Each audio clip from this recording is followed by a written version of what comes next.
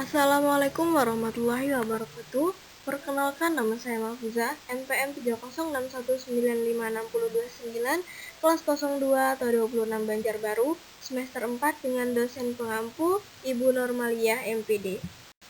Tujuan saya membuat video ini adalah untuk memenuhi tugas kuliah pembelajaran IPS SD2 yang bertemakan Tema 1, Indahnya Keberagaman, Subtema 1, Keberagaman Budaya Bangsaku, Pembelajaran 4 untuk anak kelas 4 SD. Untuk lebih lanjut, mari kita simak video berikut ini bersama-sama.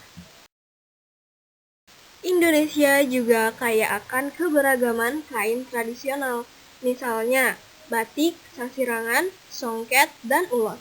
Jenis-jenis kain tersebut merupakan kekayaan budaya bangsa Indonesia. Ayo kita cari tahu lebih lanjut.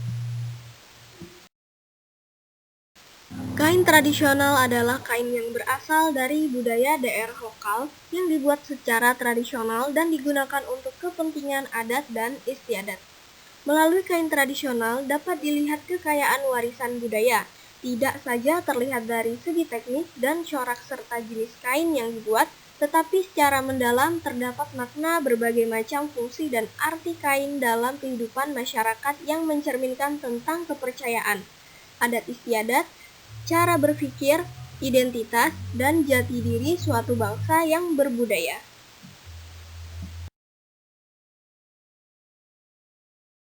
Nah, sekarang kita akan belajar mengenal macam-macam kain tradisional yang ada di Indonesia. Yang pertama, tenun Dayak berasal dari Dayak. Yang kedua, kain basurek berasal dari Bengkulu. Yang ketiga, songket Palembang dari Palembang. Yang keempat, ada kain tenun Ulap Doyo dari Kutai Samarinda, Kalimantan Timur. Yang kelima, ada kain poleng dari Bali. Dan yang keenam, ada kain jumputan dari Jawa. Yang ketujuh ada geringsing dari Desa Tanganan Bali. Yang kedelapan ada tapis dari Lampung. Yang kesembilan ada kain songket Lombok dari Lombok. Yang kesepuluh ada kain lurik dari Solo dan Yogyakarta. Yang ke-11 ada kain ulos dari Batak. Yang ke-12 ada sarung Bugis dari Bugis. Yang ke-13 adalah kain sasirangan. Kain cantik khas tradisi masyarakat Banjar di Kalimantan Selatan, sasirangan memiliki nilai historis yang menarik untuk dikaji. Kain sasirangan umumnya digunakan sebagai kain adat yang biasanya digunakan pada acara-acara adat baik masyarakat maupun bangsawan suku Banjar. Kata sasirangan berasal dari kata menyirang yang berarti menjelujur. Karena dikerjakan dengan cara menjelujur, kemudian diikat dengan tali rafia dan selanjutnya dicelup. Hingga kini kain sasirangan masih dibuat secara manual. Menurut asal-usulnya, kain ini diwariskan secara turun-temurun sejak abad ke-12. Saat Lambung Mangkurat menjadi patih negara Dipa.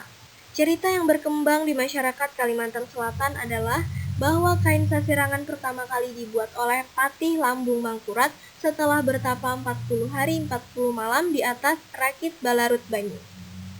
Kunon, menjelang akhir tapanya, rakitnya tiba di daerah rantau kota Bagantung. Di tempat ini, ia mendengar suara perempuan yang keluar dari segumpal buih.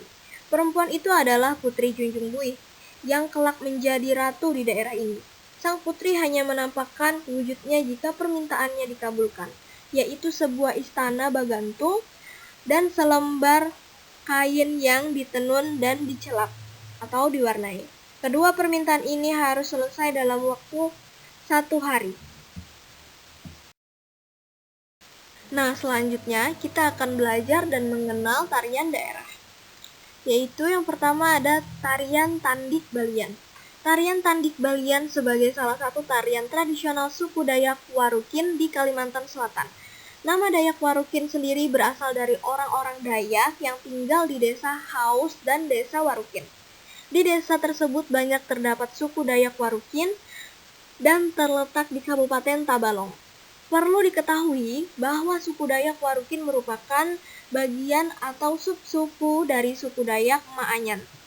Suku Maanyan dalam adatnya memiliki tradisi upacara yang dinamakan Balian Bulat. Dalam acara ini terdapat atraksi kesenian yang dinamakan tari Tandik Balian. Tariannya dimainkan oleh para kaum pria dengan kostum khas Dayak lengkap dengan penutup kepala dan celana juga gelang di tangan. Yang kedua ada tari Radap Rahayu. Tari Radap Rahayu ini juga berasal dari Kalimantan Selatan. Tari Radap Rahayu ialah sebuah tarian tradisional yang berasal dari daerah Banjarmasin, Kalimantan Selatan. Tarian khas Banjar ini biasanya dipertunjukkan untuk menyambut tamu-tamu sebagai bentuk rasa penghormatan masyarakat. Nama tarian ini berasal dari kata beradab, adab yang memiliki makna bersama-sama atau berkelompok. Sedangkan kata rahayu sendiri bermakna perempuan yang memiliki paras cantik ataupun kebahagiaan serta kemakmuran. Tarian tersebut juga pada zaman dahulu dianggap sakral karena merupakan bagian dari ritual menolak bala oleh masyarakat Banjarmasin.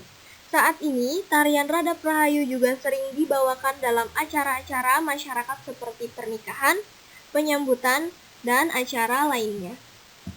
Sekarang kita akan belajar mengenal tentang alat musik tradisional. Salah satunya alat musik panting. Panting adalah alat musik tradisional sejenis gambus namun dengan ukuran yang lebih kecil. Istilah panting sendiri berasal dari kata mamanting yang dalam bahasa Banjar berarti memetik. Pada awalnya alat musik panting dimainkan secara solo atau jurnagan.